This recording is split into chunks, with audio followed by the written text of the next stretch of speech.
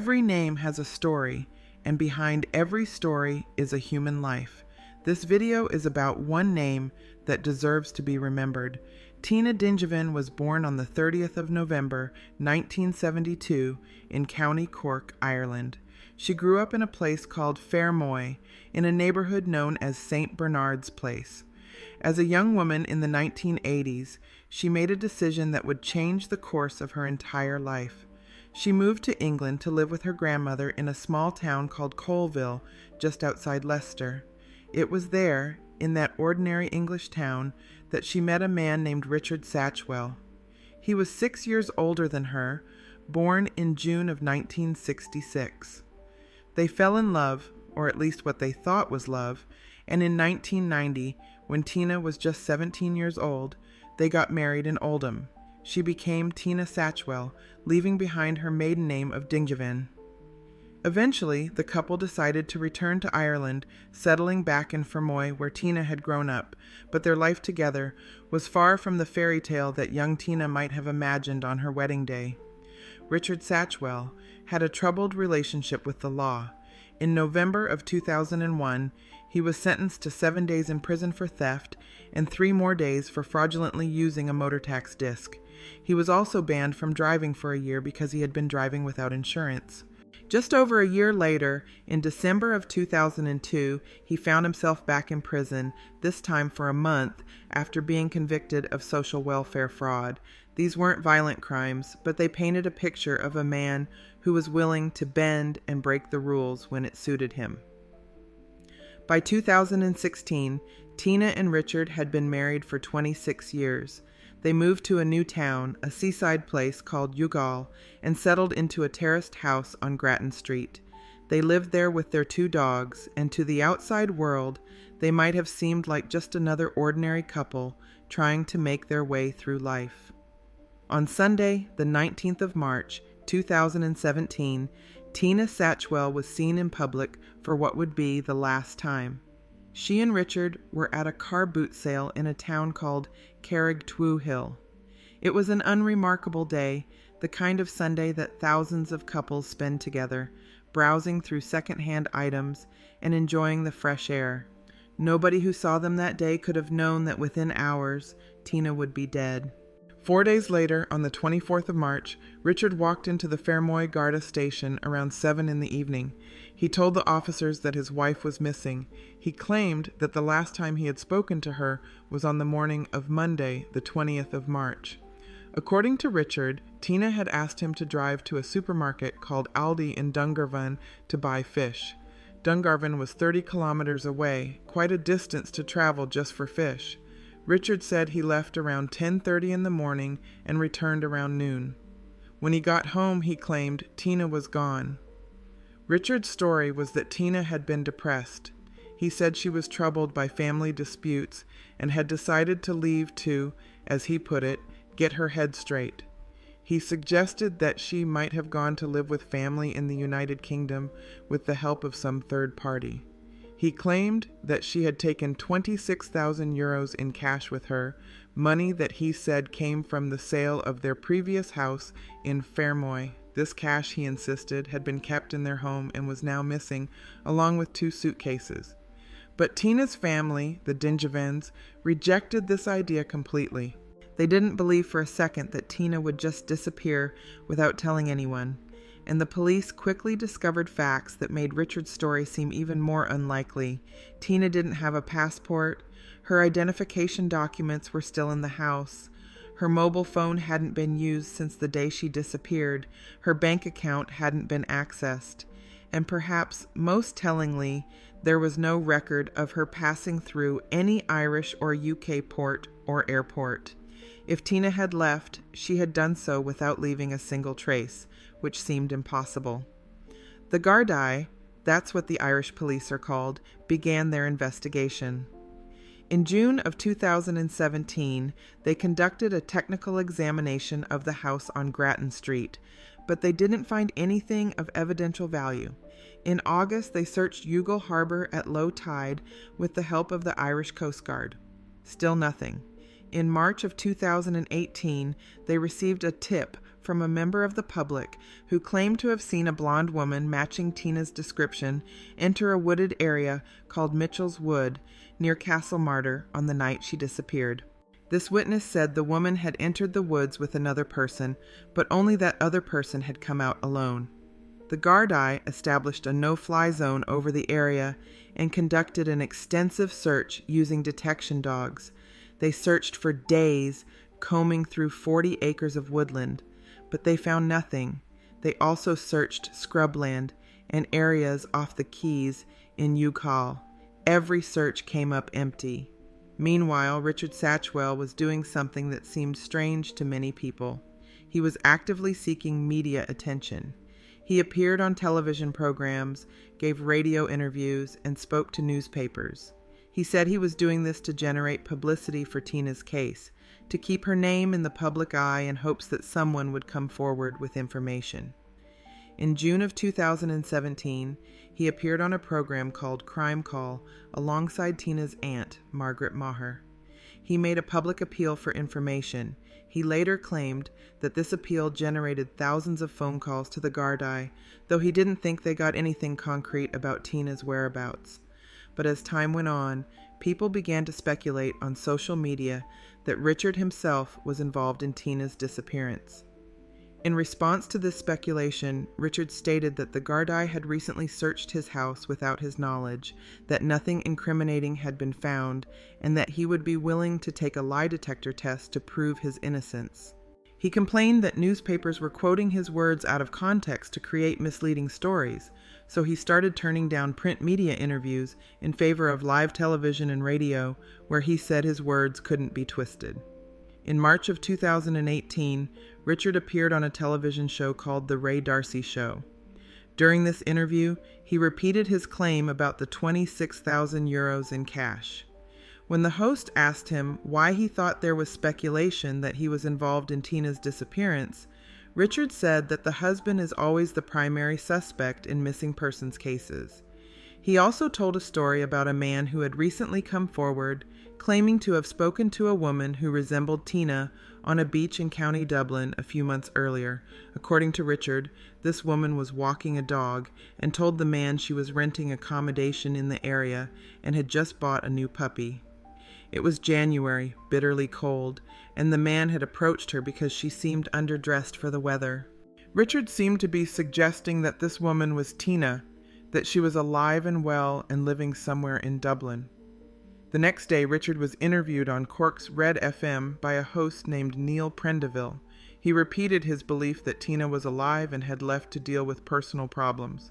He claimed that a few months before she vanished, Tina had asked him for his UK national insurance number, which he said reinforced his belief that she was living with friends or relatives in England. But when Prendeville asked Richard why he hadn't thought to contact Tina's best friend in the days before he reported her missing, Richard's answer was odd. He said he didn't have the friend's phone number and that it wasn't saved on Tina's phone either. When challenged that it was strange for Tina not to have her best friend's number saved, Richard claimed they used to meet up daily at the same place when they lived in Fermoy, so it was unnecessary to arrange meetups by phone. When Prendeville offered Richard the chance to take a lie detector test live on air, Richard refused, saying he was feeling tired and unwell. To many people listening, Richard's explanations were starting to sound less and less convincing. But without any evidence, without a body, the Gardaí couldn't charge him with anything. The case went cold. Years passed. Tina's family continued to grieve, not knowing what had happened to their daughter, their sister, their aunt. And Richard continued to live in the house on Grattan Street. Then, in July of 2023, something changed. A team of detectives from Cork began reviewing the case file.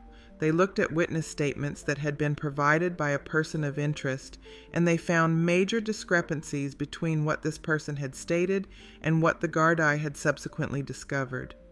They analyzed the suspect's mobile phone activity and email records in detail, focusing on the days and weeks following Tina's disappearance.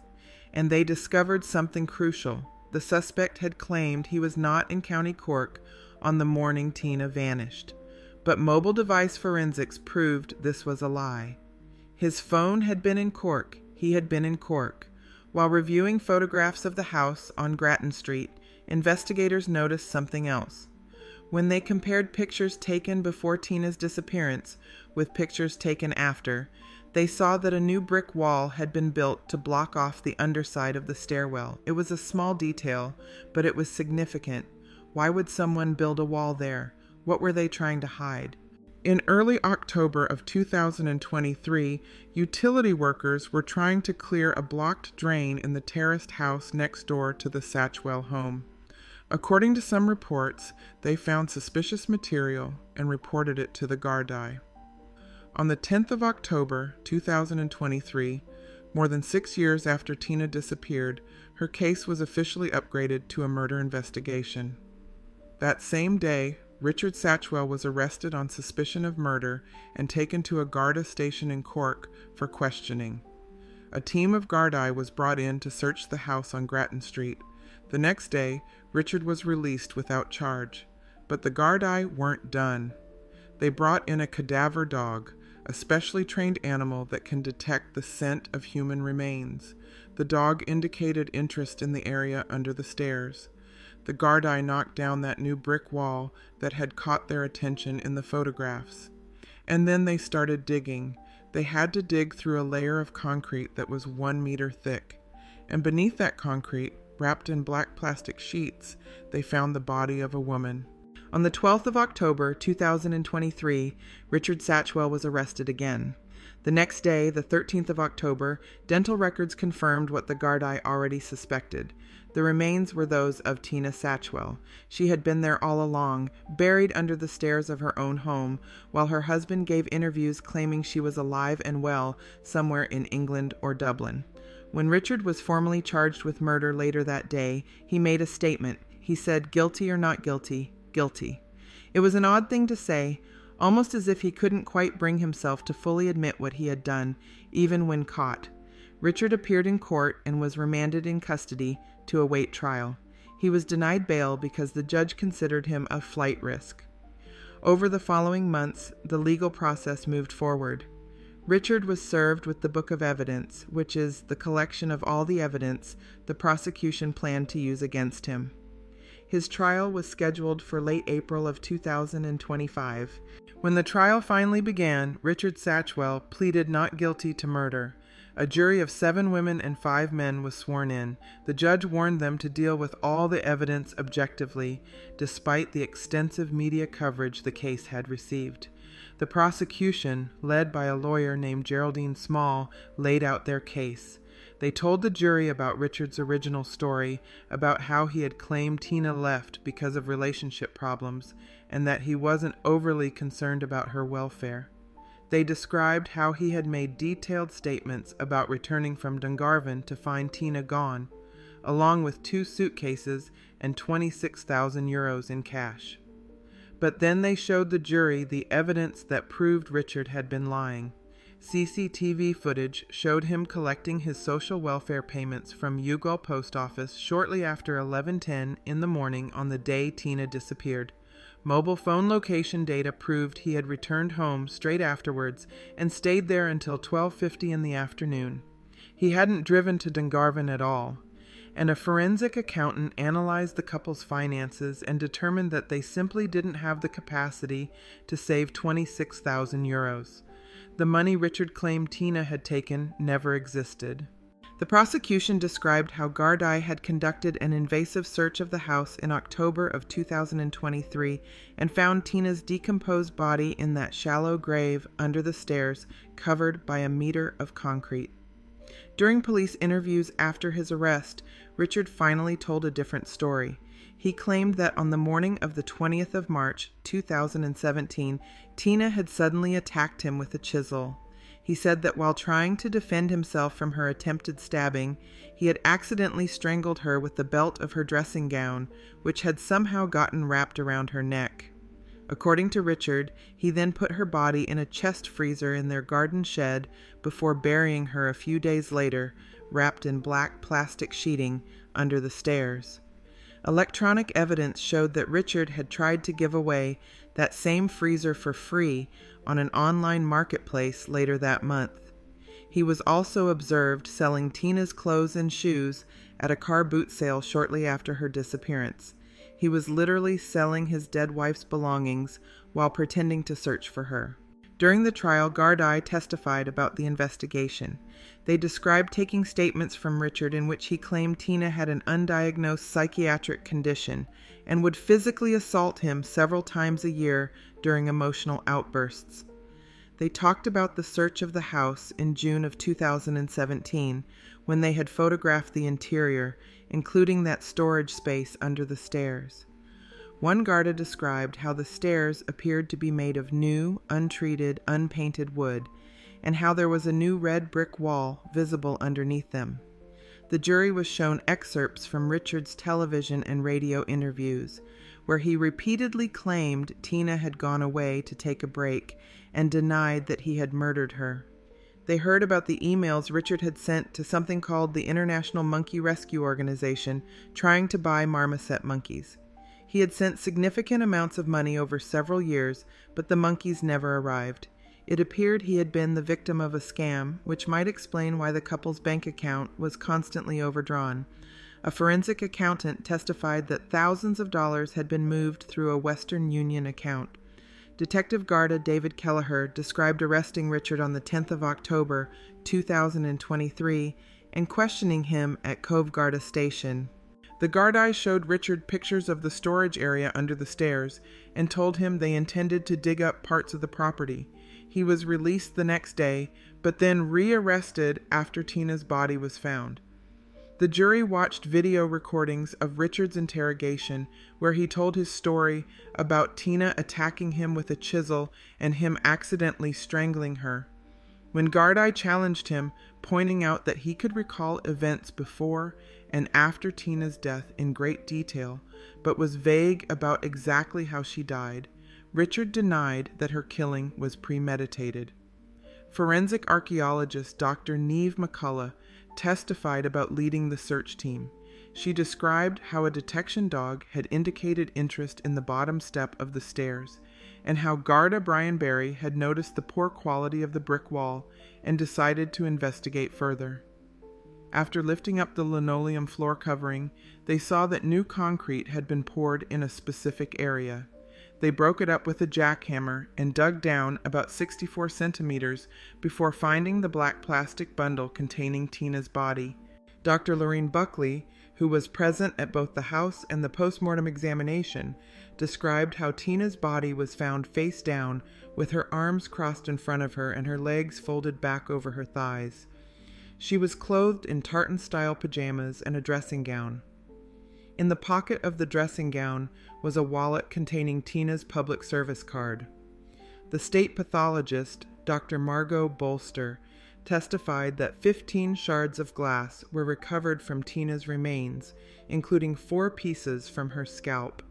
A forensic scientist explained that these glass fragments were between 2 and 5 millimeters in size and came from the same original piece of heat-treated glass.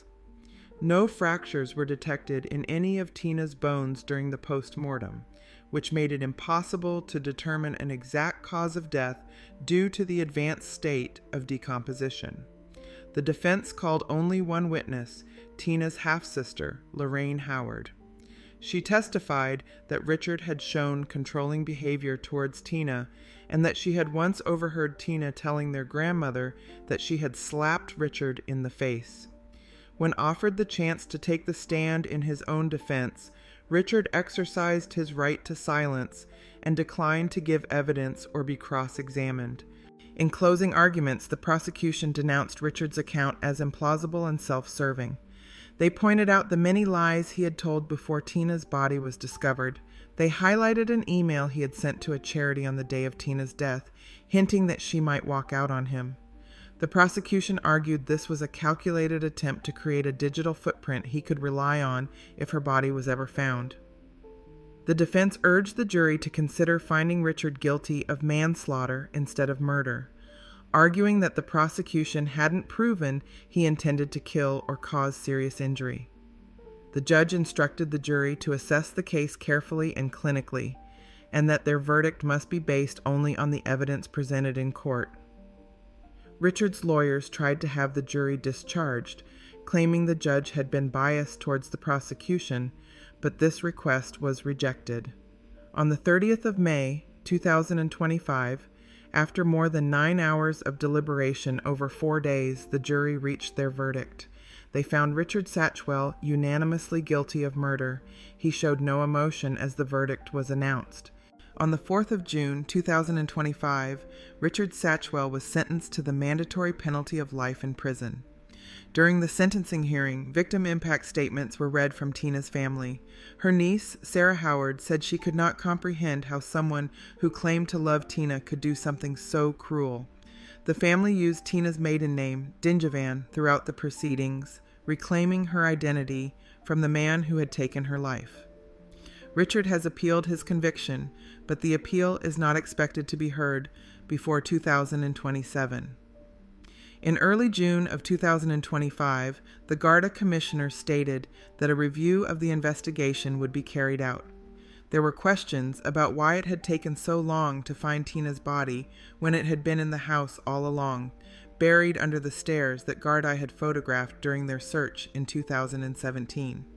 A book published later in 2025 accused Richard of conducting coercive control over Tina for more than 30 years of their relationship. She had been just 17 when they married, and he was 23. For her entire adult life, she had been with this man. Tina Satchwell's story is a tragedy that unfolded over decades. It's the story of a young woman who left her home in Ireland to live with her grandmother in England, who fell in love with a man who would ultimately take her life, and who spent 26 years in a marriage that ended with her being strangled and buried under the stairs of her own home. For 6.5 years, while her family grieved and searched for answers, her body lay beneath a meter of concrete, just feet away from where her husband slept each night. For 6.5 years, Richard Satchwell appeared on television and radio, claiming his wife was alive, suggesting she was living in England or Dublin, telling stories about sightings on beaches and in woodlands. All the while, he knew exactly where she was. He had put her there himself. He had wrapped her in plastic, dug her grave, poured the concrete, and built a wall to hide what he had done. And then he had gone on with his life, selling her clothes at car boot sales, trying to give away the freezer where he had temporarily stored her body, and presenting himself to the world as a concerned husband, desperate to find his missing wife.